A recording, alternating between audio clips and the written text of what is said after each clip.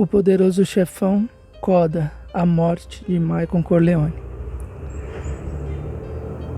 Assisti à reedição de Coppola e fiquei reflexivo sobre os sentimentos que me gerou essa nova versão do longa. Antes de fazer esse vídeo, procurei o comentário de um dos maiores conhecedores de Godfather no Brasil, o crítico de cinema Pablo Villaça, que novamente não me decepcionou na crítica sobre o filme. Então vou usar os comentários dele para construir esse vídeo. Coppola não alterou tanta coisa como poderíamos supor, e o filme ficou menor. A versão original tem 2 horas e 50, com créditos finais, e a nova tem 2 horas e 38. Não identifiquei nada que tenha sido acrescentado, mas como já podem ver, vários elementos foram removidos. A maior parte dos elementos removidos, porém, consistem em finais de cena. Coppola parece ter resolvido enxugar ao máximo a narrativa e, assim, quando uma cena cumpre sua função, ele elimina o restante. Há instantes nos quais isso não faz diferença e outros que faz alguma. Um exemplo, quando Dom Altobello contrata o assassino para matar Michael, a nova versão encerra a cena quando o sujeito pergunta quem é o alvo. No filme original, a conversa se estendia até Dom Altobello cheirar um pedaço de pão e comentar como o azeite siciliano não é único. A rigor, este final é necessário? Não. Mas dava cor adicional à cena e a Dom Altobello. Seria algo que eu teria mantido por essa razão. Já em outro instante, quando Michael está ao lado do corpo de Dom Tomasino, Coppola tira 2 momentos diferentes. Um que não faz falta, mas outro que lamentei, embora entenda a lógica da remoção. O primeiro é a fala de Michael quando Vincent chega. Mas notícias? Diga já. Em vez do Michael dizer isso, Coppola já corta para Vincent falando o que descobriu. Ok, ficou mais enxuto, mais direto. É um corte de uns 2 segundos, mas não faz diferença. Então, ok. O outro eu acho triste. Antes da chegada de Vincent, Michael conversa entre aspas com o corpo de Dom Tomasino e pergunta: por que você foi tão amado e eu sou tão temido? Eu não fui menos honrado, eu quis fazer as coisas direito. O que me traiu? Minha mente? Meu coração? Por que me condenei? Tudo isso saiu. Acho triste porque gosto desse momento em que Michael é levado pela morte do amigo a fazer um balanço da própria vida e percebe como fracassou. Acho que a lógica de Coppola ao remover foi manter a introspecção de Michael e não repetir o momento emocional da confissão a Lambert. Eu falo mais sobre isso no vídeo que fiz sobre as mortes da trilogia de Godfather. Se você quiser dar uma olhada, depois é só clicar no card. Por mais que Michael já tinha expressado sua contrição ao cardeal Lamberto, ainda assim eu gostava desse momento. De todo modo, Coppola manteve a fala de Michael sobre jurar pelos filhos que, se tiver mais uma oportunidade de se redimir, o fará.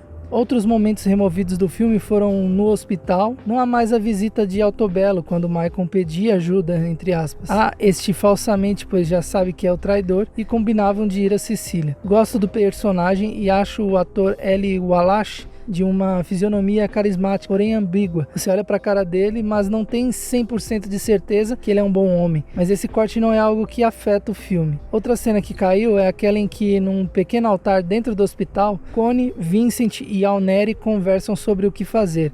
E Connie dá ordem para que Vincent mate Joe Zaza. Eu gosto da cena porque estabelece Connie como uma Godmother, até porque ela está muito empoderada no terceiro filme, coisa que eu não vejo ninguém comentando. Um pouco depois, quando Zaza já foi morto e Michael está pistola porque agiram sem sua ordem, Vincent diz que recebeu o ok de Connie. Então a atitude de chefia desta é preservada na nova versão. Apenas não vemos o momento, mas eu particularmente teria mantido. Já na famosa cena da cozinha, notei um detalhe curioso. Coppola acrescentou uma fala quando Michael passa mal. Agora ouvimos Connie dizer: é a diabetes dele.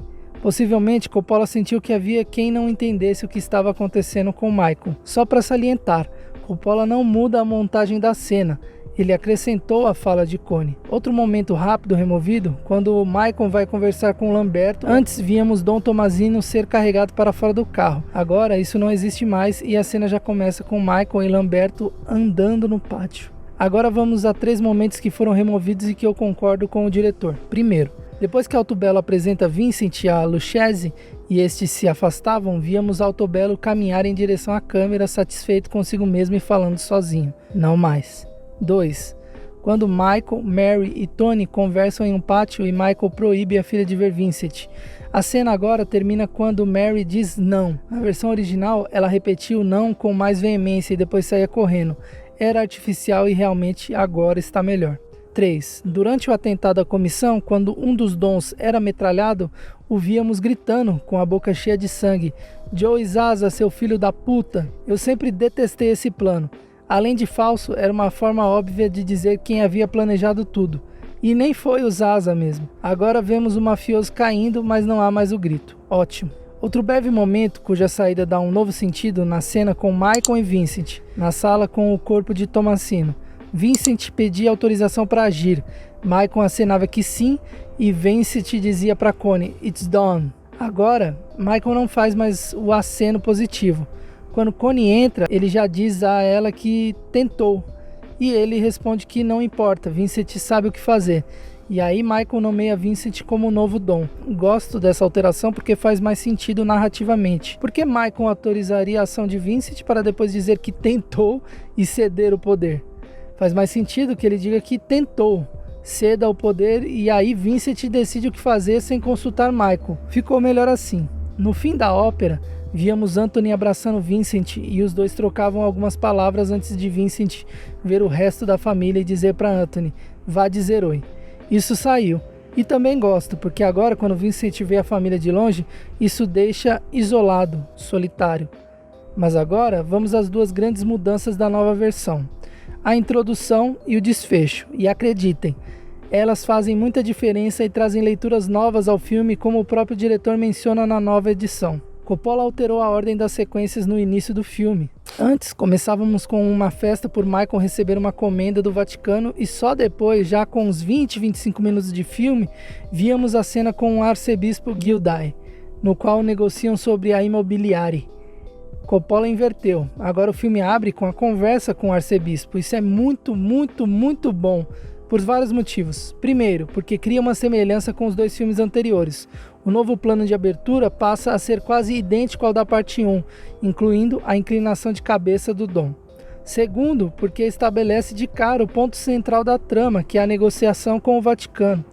Terceiro, porque agora, quando vemos a festa, a comenda recebida por Michael muda completamente de contexto, vindo como consequência do acordo, não como o primeiro passo. Quarto, porque a presença do arcebispo na festa se torna mais reveladora. Quinto, porque quando a Mary dá o cheque ao arcebispo, já sabemos o destino que o dinheiro provavelmente terá e que ela talvez esteja sendo usada como laranja dos interesses do pai, o que é algo questionável.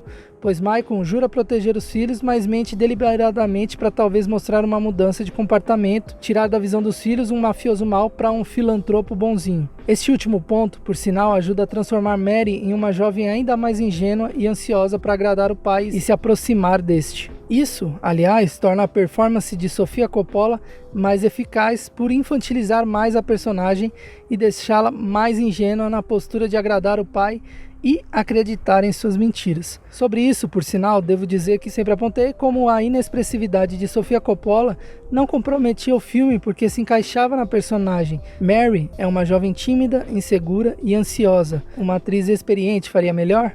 Claro, mas nessa imaturidade em todos os aspectos de Sofia, fez seu papel ser mais natural.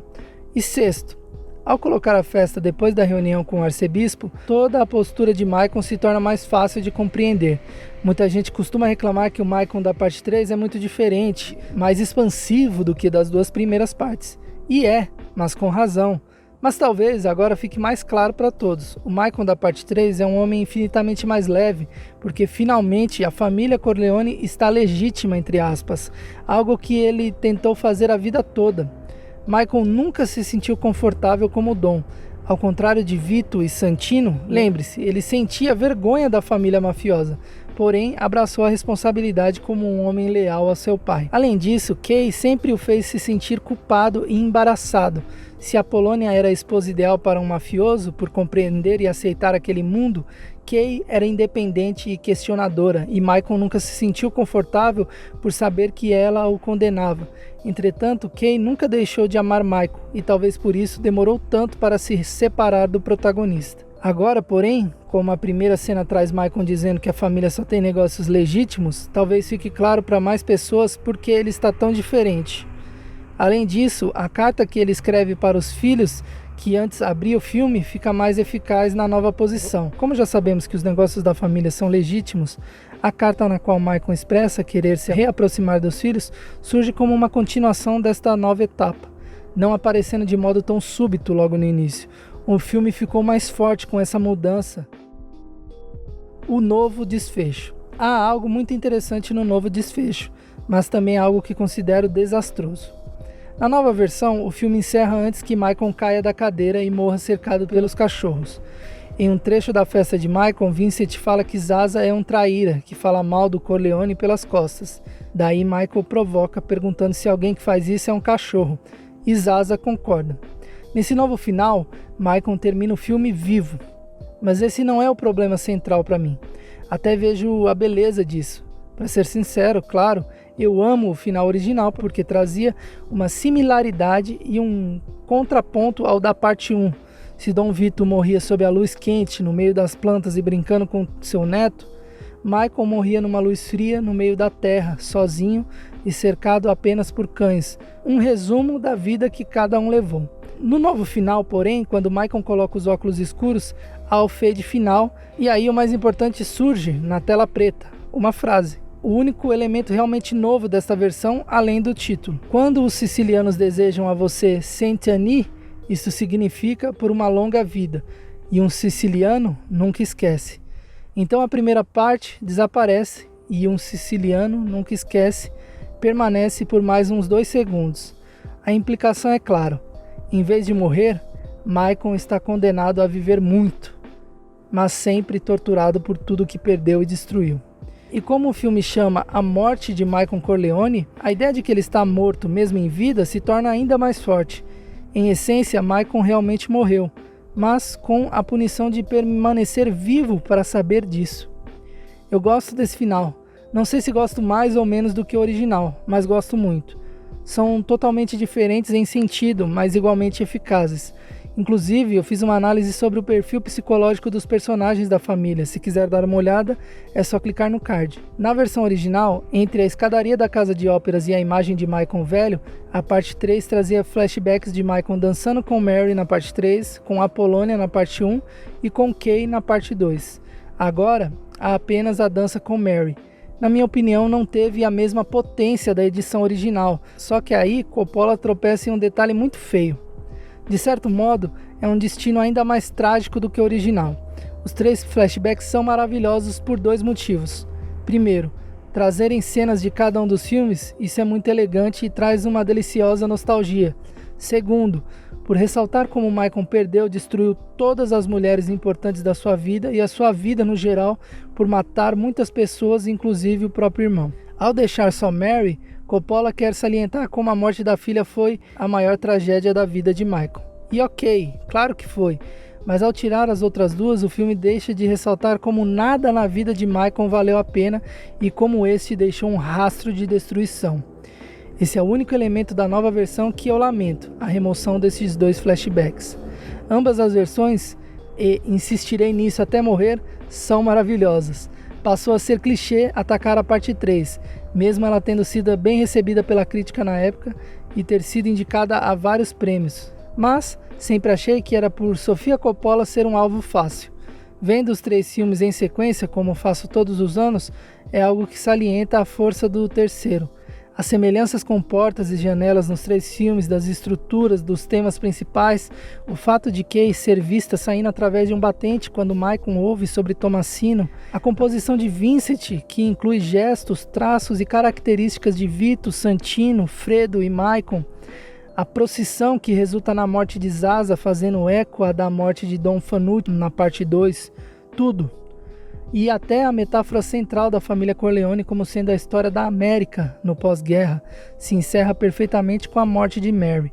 No primeiro filme vemos a América vencendo os inimigos, no segundo expandindo seus territórios, no terceiro sendo atacada em seu solo. Villaça fala que, como metáfora, a parte 3 de certo modo previu o 11 de setembro.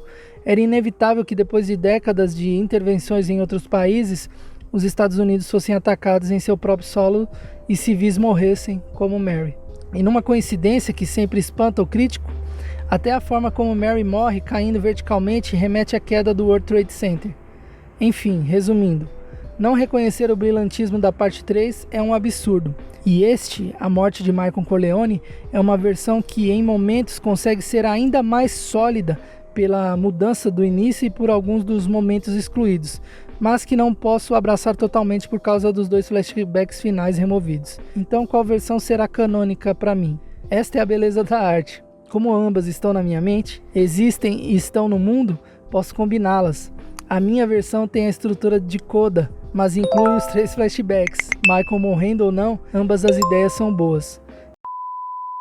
Quero agradecer você que ficou até aqui. Não se esqueça de se inscrever e clicar no sininho para receber novos vídeos do canal primeiro que todo mundo. Se gostou, deixa seu like e compartilha com seu amigo que é fã da trilogia como nós.